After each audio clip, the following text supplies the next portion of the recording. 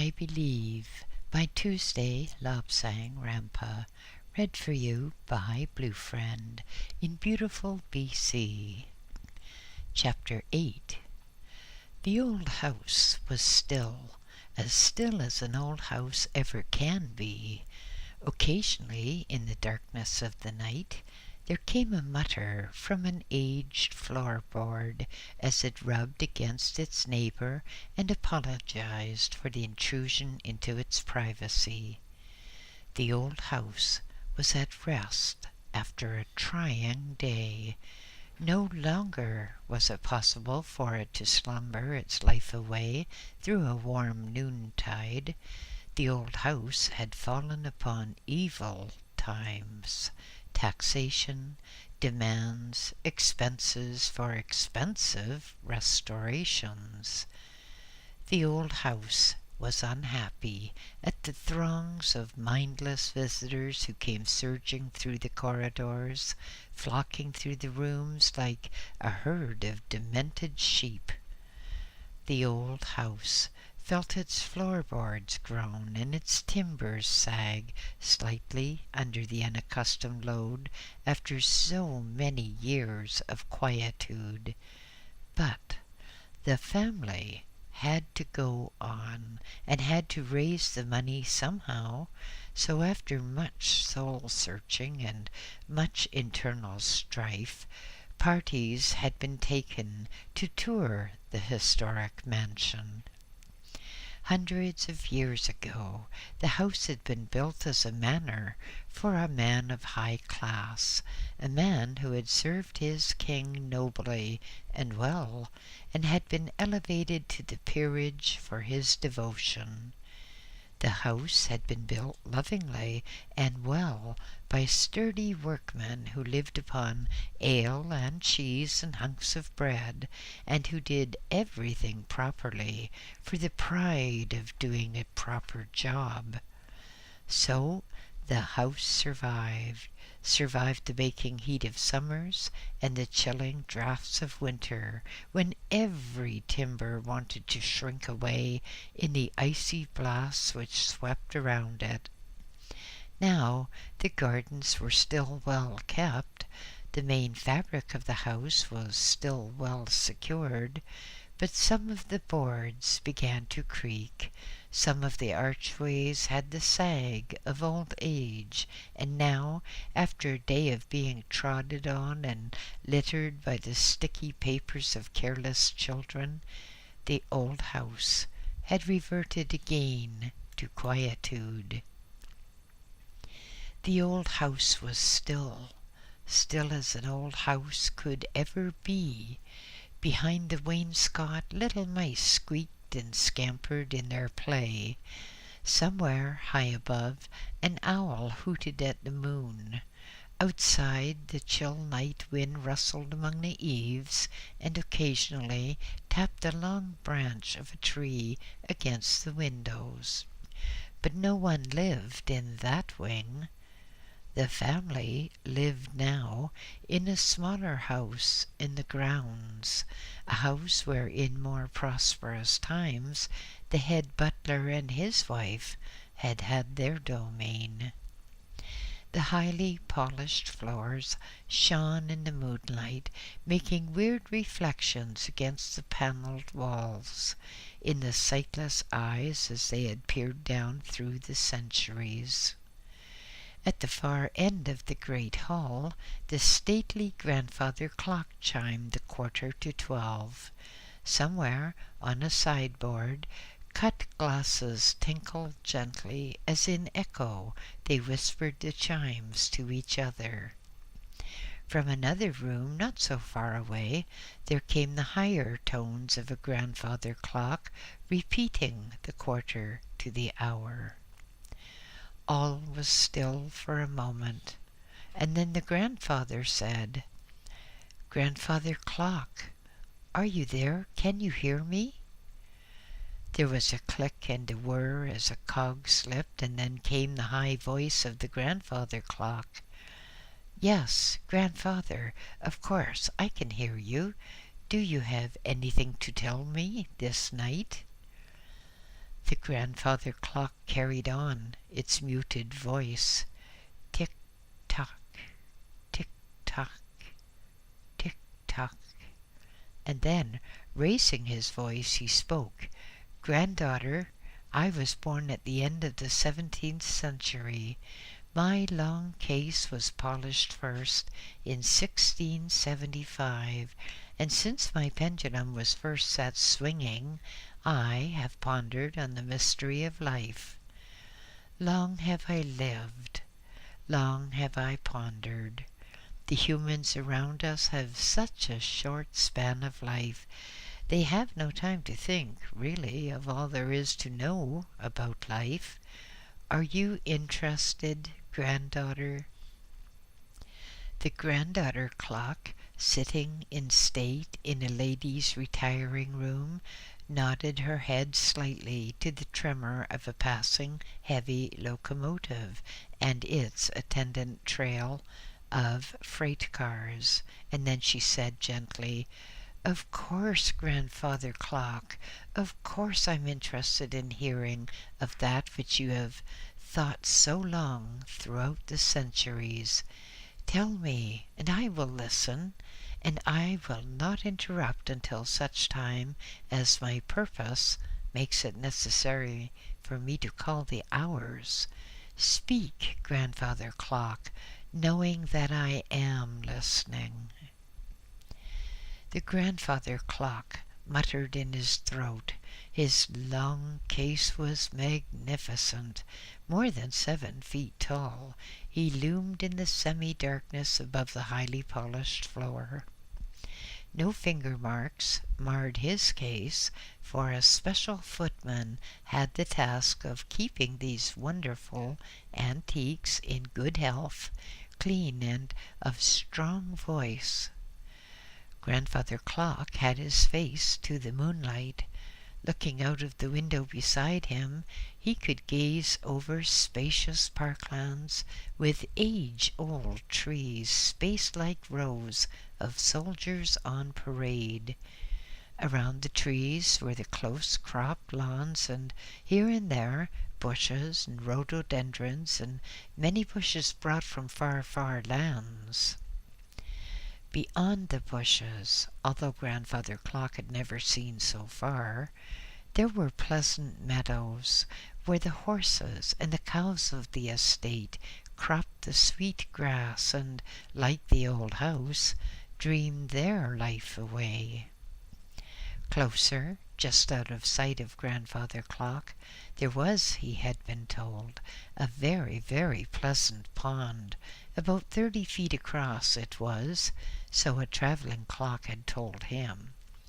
The surface had many broad lily pads on it, which at the right time of the year fat frogs sat and croaked.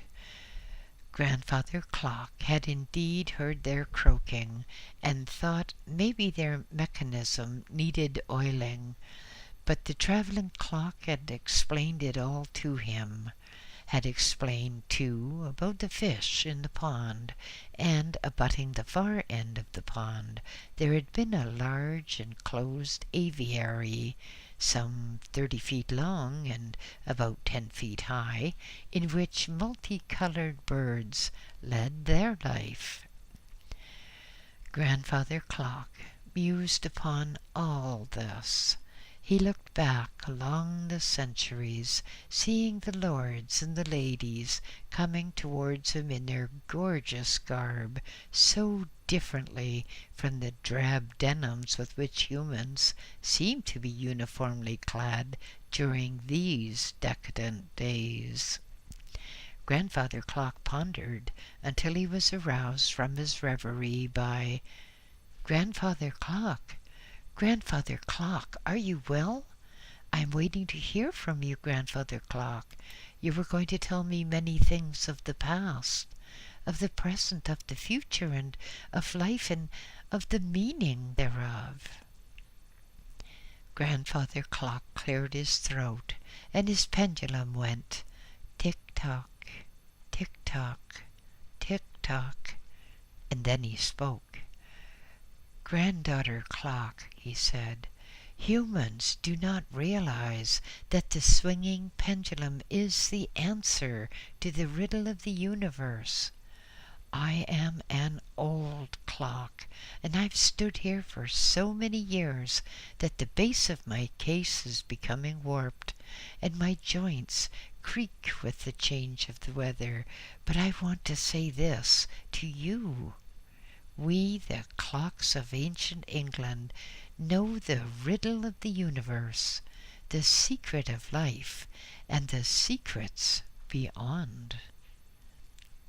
The tale which he told to the granddaughter clock was a new tale, a tale which had been in the making for centuries, a tale which started far, far beyond living memory. He said that he had to blend modern technology with ancient science because the modern technology is, as yet, ancient science.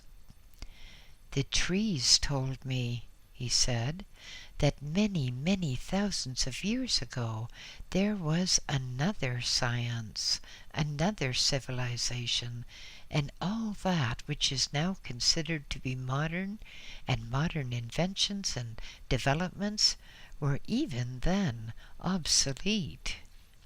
He stopped a moment and then said, "Oh, I must strike the hour. The time has come." So he stood firm and tall in the great hall, and from his long case there came the preliminary click and the whirring and the chimes, and then struck the hour of midnight, the hour of 12, when a day dies and a day is born, when yet another cycle starts. And as he finished the last stroke of 12, and his hammer stopped and quivered, he waited patiently for Granddaughter Clock to repeat her message to all who listened in the stillness of the night. Granddaughter Clock was tall and slender, not more than about 100 years of age. She had a very pleasant voice and a remarkably clear chime, free of unwholesome vibrations, free of clatters and clicks. But of course that is as one would expect from a young person who had endured not much more than 100 years. Now she stood with beams of moonlight partly filtered by the waving branches outside, making their way through the tall window, and flickering fingers of light over her case, embellishing the ornaments on her pinnacles, and, at times, touching the hands which stood together, upright, like hands of a person in prayer, praying for help during the new-born day. She gave a little cough, and then her wheels started to revolve. The hammers raised and fell upon the rods. She hammered out the notes of her song. That completed, the strike of the hours came. 1, 2, 3, and all the way up to 12. At the final 12th stroke, she quivered slightly with all the effort she had expended. Her hammers shivered, and the weights at the end of her chains rumbled a bit as they sought a fresh footing in the case. She said meekly, "Oh, sorry, Grandfather, I'm sorry I've kept you waiting. I'm a minute late, I know, but soon that will be put right. Will you continue?" Grandfather Clock smiled to himself. It was right, he thought, that young people should pay respect and should show deference to those who are so much older. He smiled and said, "Yes, Granddaughter Clock, I will continue."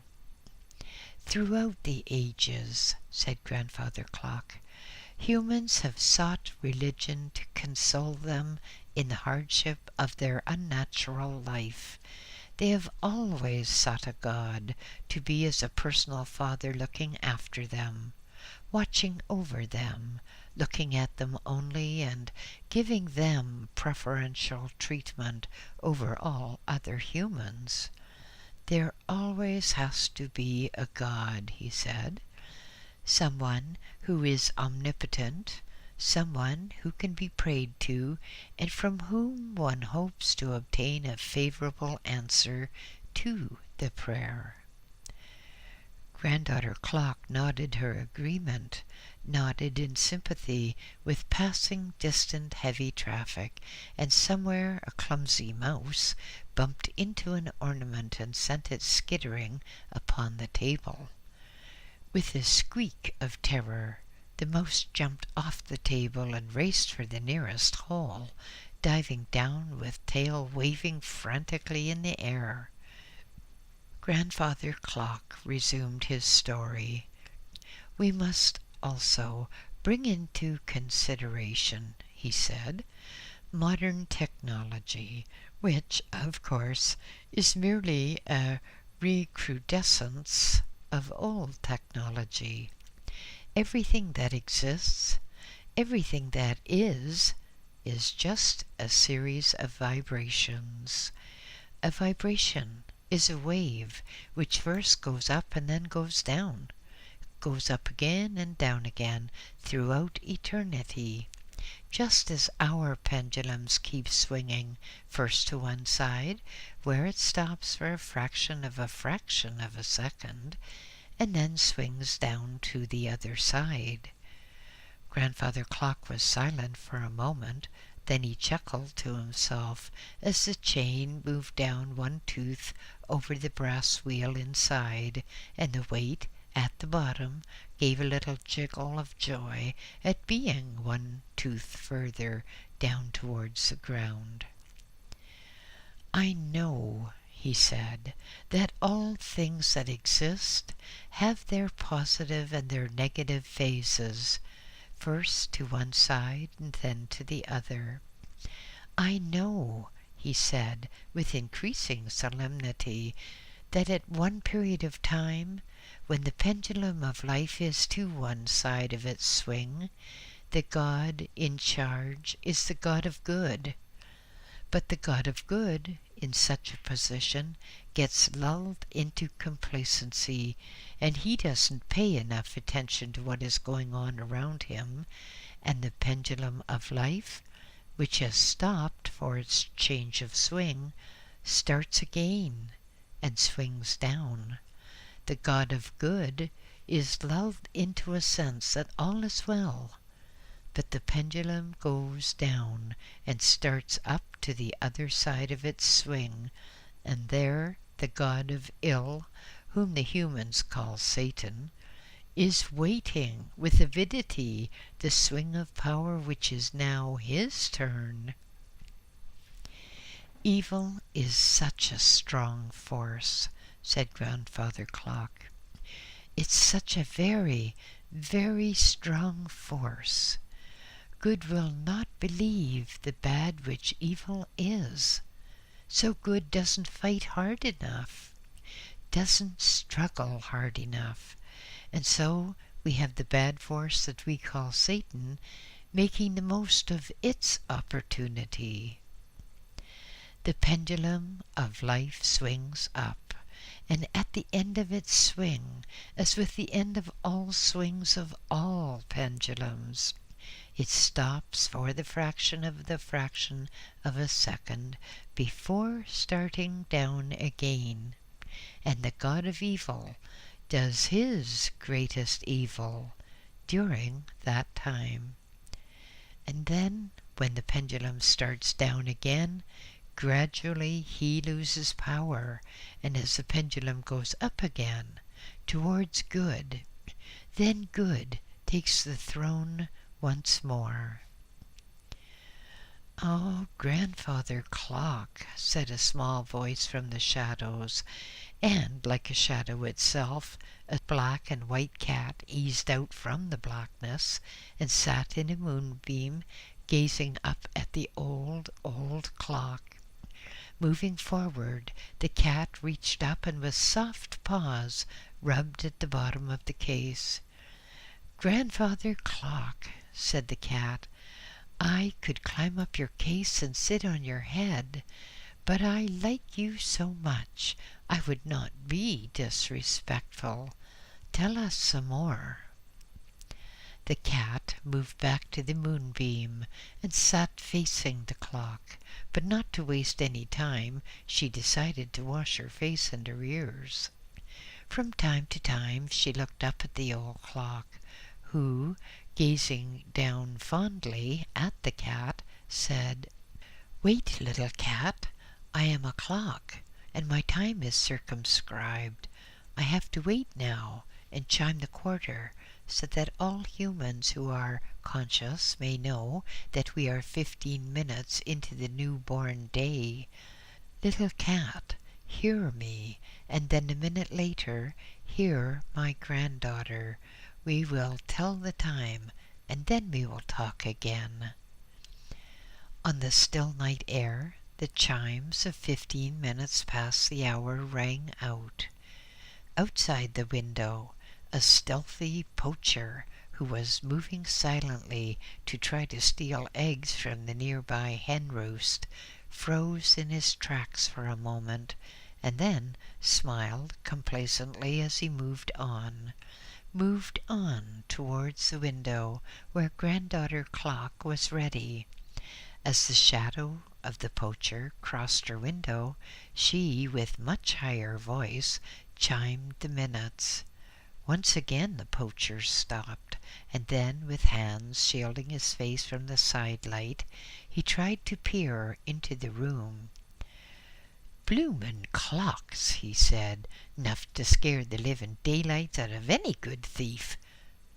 So saying, he moved on past the window and into the shadows, and some minutes after there came the sleepy murmur and protest of disturbed hens. There was silence in the house, as much silence as there could be in such an old house. Boards creaked, stairs whispered their complaint at having to remain in such a position so long. Throughout the house there was the vague scurry of tiny feet, and of course the ever-present tickety, tickety, tickety, and tock, tock, tock, or the bigger tick-tock of the grandfather clock. All these were the normal sounds of a living house. The night wore on. Outside, the moon went on her way, leaving dark shadows around the house. Night creatures came out and went about their lawful occasion. Small foxes ventured out of their dens and took an early look at night life upon earth. Night wore on. With the night, civilization of nocturnal creatures going about their allotted path. Stealthy cats stalked their prey, and often there was a sudden spring and a muted curse in felinese as the unlucky cat missed. At last the eastern sky showed a lightening of the shadows, and then faint streaks of red appeared as the probing fingers of the sun felt out the way ahead, lighting up the tops of distant hills and even exaggerating the darkness in the valleys beneath. Then, nearby, a rooster crowed raucously at the first sign that there would be another day. For a shocked moment, all nature stood still, and then there was a sudden rustle and scurry as the creatures of the night accepted their warning that the dawn was about to break, accepted and hastened off to their homes in various parts of the undergrowth. Night birds found their perches in dark corners, bats returned to steeples, and the creatures of the day started that uneasy stirring which preceded the full awakening. In the great hall, Grandfather Clock went tick-tock, tick-tock, tick-tock. He was not talking now. This was the wrong time of day to talk. There might be humans about, and clocks did not reveal their secret thoughts to unheeding, unbelieving humans. In the past, Grandfather Clock had commented about humans, saying, "Oh, humans always want proof of everything. They even want proof that they are humans. But how can you prove a thing?" asked Grandfather Clock, and then he continued, "If a thing is true, it needs no proof, because it is self-evident that the thing is there. But if a thing is not true, and if it is not there, then no amount of proof will prove that it is there. So there's no point in trying to prove anything." The light became brighter, the day became older. Soon there was much activity about the house. Cleaning women came, and with mechanical devices brought uproar to the quiet old mansion. There was the clatter of dishes and the hum of voices from the servants' quarters below, the main floor. Then well-known footsteps came along the hall. A footman. "Good morning, Grandfather Clock," he said. "I'm going to give you your daily rub and wipe your face for you." The footman went to the old clock and carefully cleaned the glass and checked the time. Then he opened the front of the long case and gently raised the weights one by one. He pulled on the chains so that the clock should be wound without placing undue strain upon the antique teeth. Closing the clock case, he patted it lovingly and then set to work to polish an already highly polished surface. "Well, Grandfather," he said, "you're all done up nice and tidy, ready for the gaping idiots who will come. I just put the barrier in front of you and we're done." He picked up his cleaning cloth and his polish and moved back, and then very carefully he put one eye of the red rope into a hook in the wall and went across the place to the other eye in the corresponding hook at the other side, so that no one could approach Grandfather Clock without stepping over or under that red rope barrier. The day moved on as days usually do, and soon there came the roar of motors and the yelling of undisciplined children, accompanied by shrieks from bad-tempered mothers and slaps to try to keep the children in order. The main doors were opened. The footmen stood back, and there was a surge of smelly humanity, reminiscent of a herd of elephants during the period of must, which, of course, is the elephants' mating season, and when they go very wild indeed. The tide of humanity surged into the great hall. "Mama! Mama! Wanna go? Wanna go?" yelled a small boy. "Shh!" cautioned the mother. Then suddenly there was a much louder yell from the child. "Mama! Mama, I gotta go! I gotta go!" Mama just reached down and gave the boy a sound slap with the fat flat of her hands. For a moment there was silence, and then a strange trickling sound. Sheepishly, the little boy said, "Mama, I've been..." And he stood there with dripping trousers and a spreading puddle around him. From the side, one of the footmen, with a resigned sigh, moved forward with a mop and a bucket, as if such things were everyday occurrences. From the darkness, beneath a deep, overstuffed sofa, two green eyes peered out with interest. The black and white cat had her favorite station there, beneath that sofa, and almost every day she would watch with fascinated interest. the undisciplined children and the sluttish matrons who thronged into this old house, commenting upon this, ruminating about that, and all the time leaving chocolate papers, cardboard cups, anything on the furniture and on the floor, regardless of the work it caused to others. Grandfather Clock, at the end of the great hall, looked on with an impassive face. He was somewhat disconcerted, though, when another small boy rushed up the hall and was stopped only by that red braided cord stretched across its width. An attendant moved forward quickly and grasped him by the collar just as he was about to duck under the rope. "Get out of here, can't you?" growled the man, turning the boy about and giving him a shove in the back to get him moving. The throng grew thicker mentally, too. They gazed at the pictures on the wall, mouths wide open, chewing and chewing the great gobs of stuff dangling from rooftop to tongue. It was all strange to them. They could hardly believe that they were having a great privilege in getting a glimpse of the past.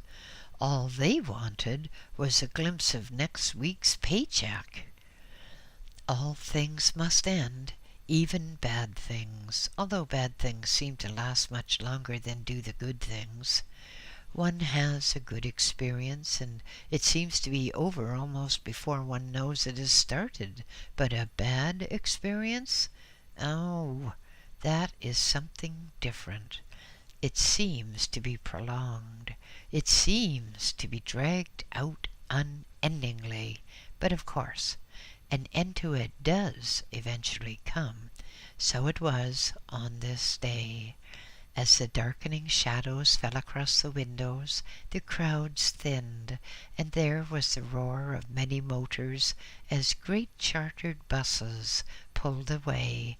Then the mass of people grew thinner still, until there were only 2 or 3, and then 1 or 2, and later none. Thankfully, the cleaning staff moved like a swarm of locusts throughout the building, picking up papers, cartons, popsicle sticks, all the variegated litter which untidy humans want to deposit on any available spot. Outside, in the grounds, much broken glass had to be picked up. Soft drink bottles, cartons, and from under certain well-favored bushes, ladies' underwear could be hooked out. The animals who looked on often wondered how a person could remove certain garments and then be so careless as to not put them on again. But then, of course, the animals wondered why people should have these garments in the first case. They were born without them, weren't they? Still, as the animals said to themselves so frequently, there is absolutely no accounting for the oddity of human misbehavior. At long last, night had fallen, and the lights had been turned on, while the family gathered around to assess the day's takings and to balance the day's profits against the day's losses in damage done, plants uprooted, and windows broken, because it was a rare day indeed when some snooty-nosed little lout did not heave a brick through a greenhouse window. Eventually, all the work was done. All the accounting was over. The night security man went around with his flashlight and his time clock, booking in to various points in the building at pre-allotted times. The lights were extinguished, and the night watchman, one of several, moved down to the communal security office. The black and white cat crept into the great hall through a partly opened window and walked sedately up to Grandfather Clock. "I've just had my supper, Grandfather," she said, licking her lips. "I don't know how you keep going without having any food except a pull on your chains every so often. You must feel hungry. Why don't you come out with me, and we'll chase a bird or two, and I'll catch you a mouse?" Grandfather Clock chuckled deep within his throat and said nothing. The time was not yet, for everyone knows that no Grandfather Clock speaks before a quarter to midnight, for that is leading up to the witching hour, when all is magic, when the whole world seems different, and when those who are normally voiceless find the wherewithal with which to voice their thoughts. Grandfather Clock, for the time being, could only think and say, as was his wont, "Tick-tock, tick-tock, tick-tock." Away in what had been a very important ladies' retiring room, Granddaughter Clock mused upon the happenings of the day. She was extremely fortunate, she thought, that she was not pushed off her base when two fighting hooligans had tripped over the rope barrier and had fallen right at her feet. Fortunately, two wary attendants seized the men and bundled them unceremoniously out the door, where they were grabbed by outside security people and bounced out of the grounds. Granddaughter Clock thought of it with a shudder of horror, which raised a metallic clatter in her throat. She thought, too, how pleasant it had been in the early morning when the young footman had come to her, attended to her attire, and fed her by raising her weights, and then had very, very carefully adjusted the time so that now she chimed and struck in exact synchronization with Grandfather Clock. Everything was still as things can be in an ancient house. The clocks went on with their monotonous tick-tock. The traveling clocks said tickety, tickety, tickety, and longed for the quarter to midnight so that he could tell of some of his adventures.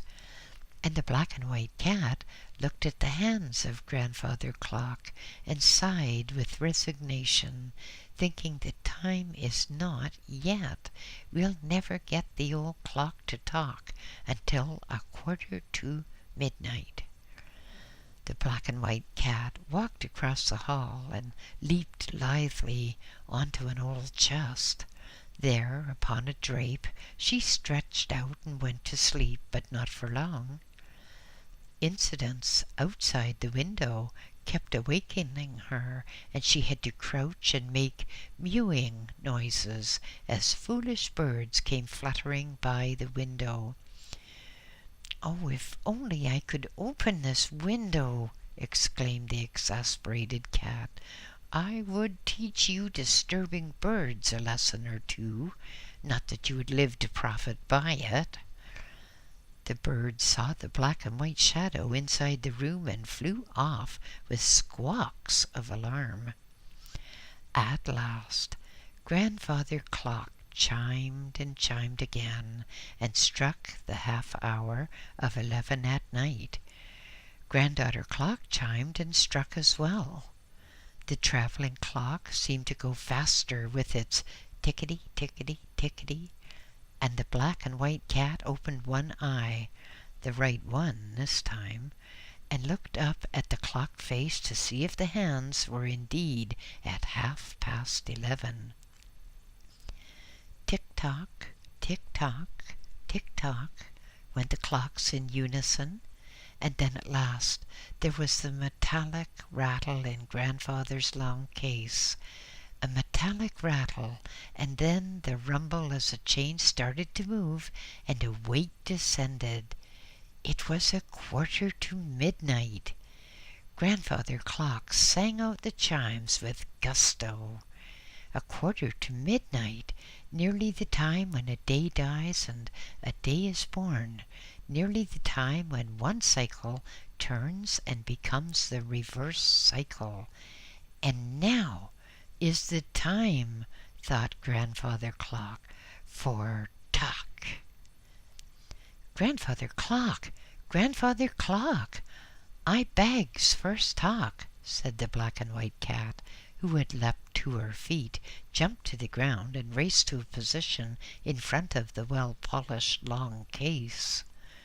Outside, the moon was shining a little brighter than it had the night before, because it was approaching its full, and this was a quieter night. No storm clouds scudded across the sky. There was no wind to rattle the branches in the trees outside. All was quiet.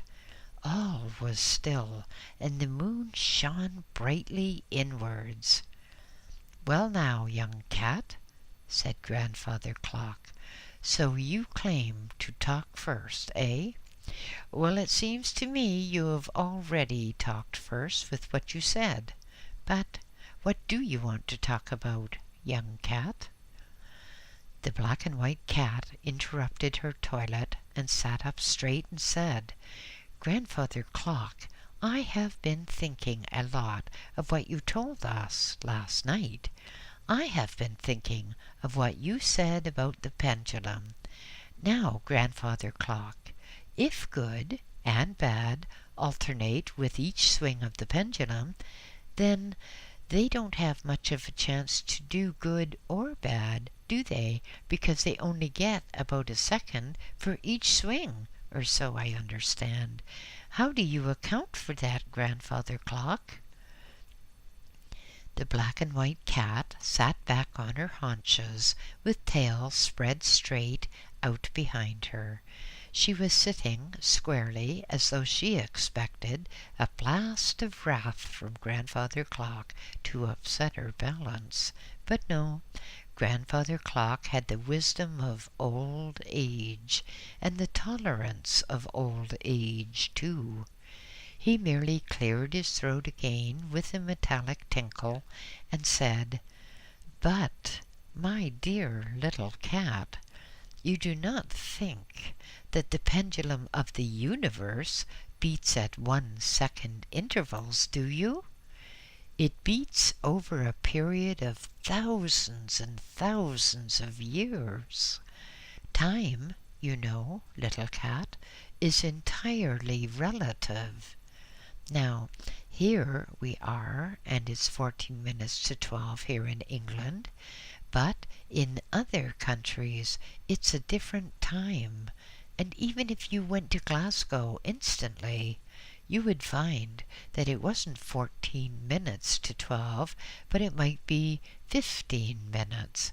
It's all very mysterious, really. And of course my own figuring is limited to my own particular output of pendulum strokes."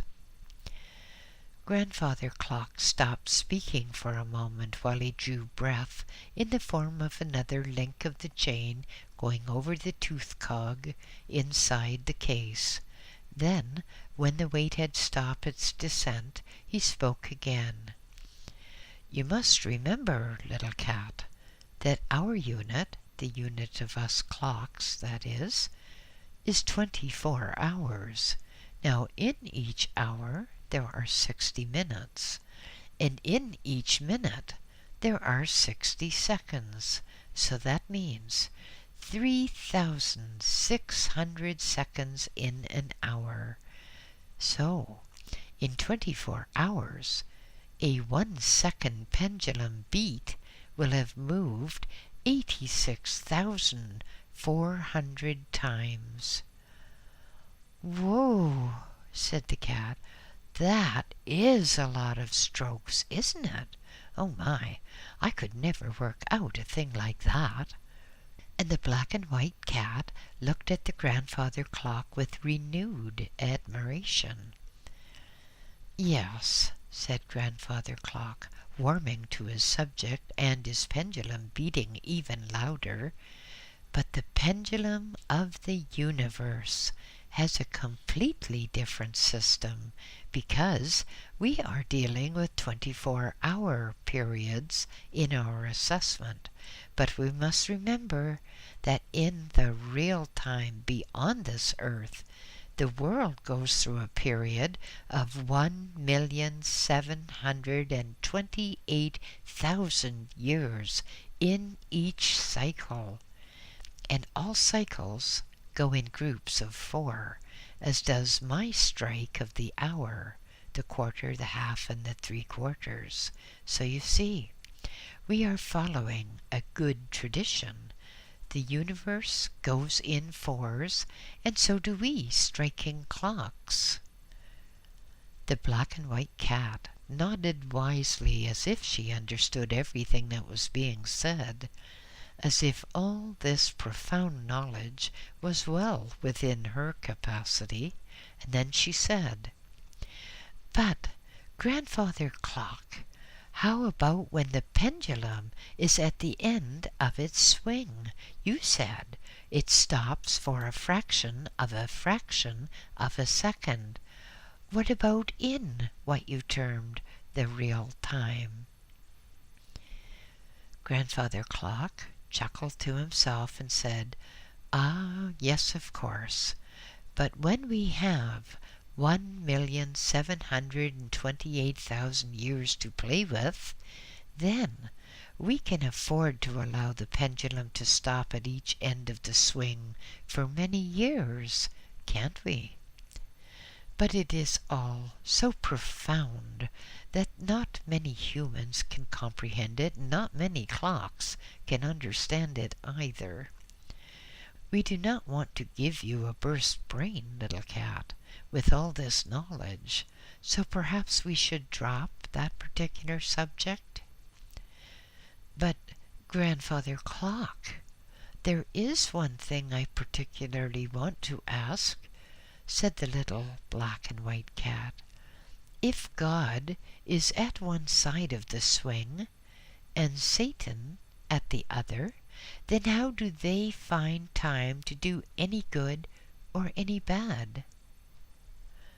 The glass on the front of Grandfather Clock's face shone brightly in the moonlight, and then, after an instant or two, he answered, "When we have all these years for a swing, then we can afford to have about 2,000 years at the end of each swing, so that at one 2,000-year interval we have good, and at the next 2,000 years we have bad, and then the next swing will bring good again, and the swing after that brings bad."